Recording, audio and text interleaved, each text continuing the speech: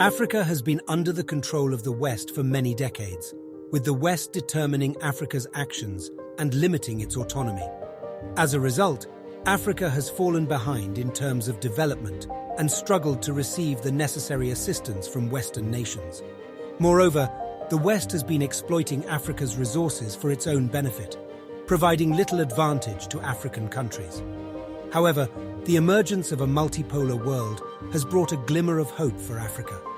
The BRICS organization, comprising countries such as Brazil, Russia, India, China, and South Africa, is now willing to extend a helping hand and rescue Africa from years of suffering. Speaking from Moscow recently, Akende M'membe Chundama, a Zambian politician and the chairperson of the Zambian Socialist Party, highlighted the exploitation Africa has endured at the hands of the West for centuries.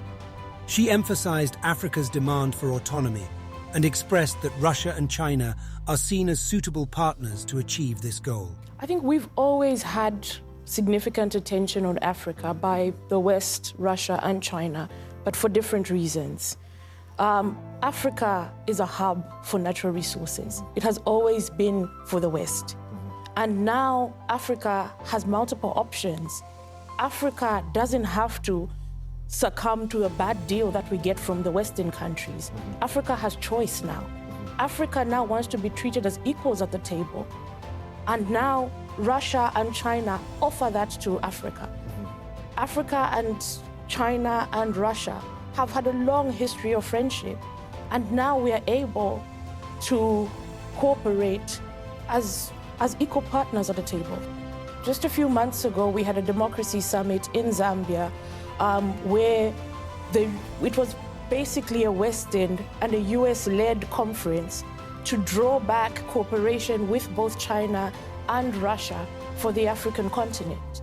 They want to always dictate to us who our friends should be, who Africa should cooperate with. And they're willing to topple governments, to assassinate our leaders for this. So the war is actually showing them that, and we're glad that Russia is standing up, because security around the world now is of utmost importance. We're moving to a multipolar world, and it's very clear that Africa now has many options.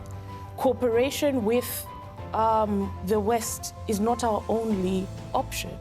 BRICS is opening doors for the African continent to say that even when it comes to financing, when it comes to infrastructure development, when it comes to a future for Africa, we've got different options today. So this doesn't sit well with the West. G7 sits at the table to talk down on the rest of us in the West. But with BRICS, we're seeing a different order. We're seeing a global community wanting to come together and talk as equals. So this is not sitting well with the West. It's not sitting well with the hegemony that they're used to. I always say that the issue of the debt trap is laughable. Because if you look at Zambia, 70% of our foreign debt is to the Western countries, not to China. So 30% is to China. And we get the debt from China at very favorable under very favorable conditions, at favorable interest rates. And even the period that we pay back and what we pay back is always much more favorable than from Western countries. And for Chinese debt, we've got things, tangible infrastructure that we can see where the debt is going. It's for infrastructure development. We can see hydropower stations being built. We've got roads being built.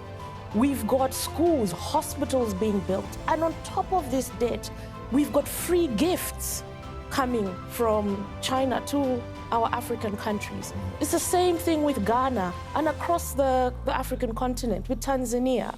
So this debt trap is just fake news. It's Western propaganda to try and reduce Africa's cooperation with China and our friendship. But we have a long history with China. We have a long friendship with China, and that's only going to grow. Nothing is going to curb us back. For Zambia and Russia, we have a long history. Russia was there when we were fighting for our independence. Russia sided with us Africans, us poor Africans at the time. We had nothing to offer Russia, but Russia came and helped us with military equipment to fight for our independence. The Western countries supported the apartheid regime in South Africa, the racist apartheid regime, I should say, and also the companies and the countries that colonized us. So we've got a long friendship and a long history with Russia. But Russia has taken a little bit of a backseat lately.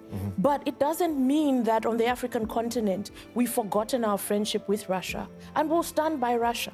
And that's why we're seeing South Africa, for example, standing up for Russia and saying we're not going to go the Western route in terms of our friendship and our history with Russia. We've got no credible history with the West. They always say that if you want to win, divide people, or if you want to rule, it's better that you divide people. So that's what the West continues to do. They don't want to see an Africa that is united, because an Africa that is united will be prosperous. An Africa that is united will be able to use its resources for the benefit of its people and for the benefit of the entire global community. We don't believe that African resources are just for Africa, for example. They should be used for the entire world, but in a way that is of mutual respect to each and every one of us, and that is beneficial to each and every one of us. The West has been involved in destabilizing African governments and even installing puppet regimes to fulfill their own objectives. What is your perspective regarding this matter? Do you believe that Africa has finally discovered suitable allies to pave the way for its prosperity? Don't forget to like, subscribe, and hit the notification bell to stay updated with our thought-provoking content. Until next time, keep questioning, keep seeking the truth. Goodbye for now.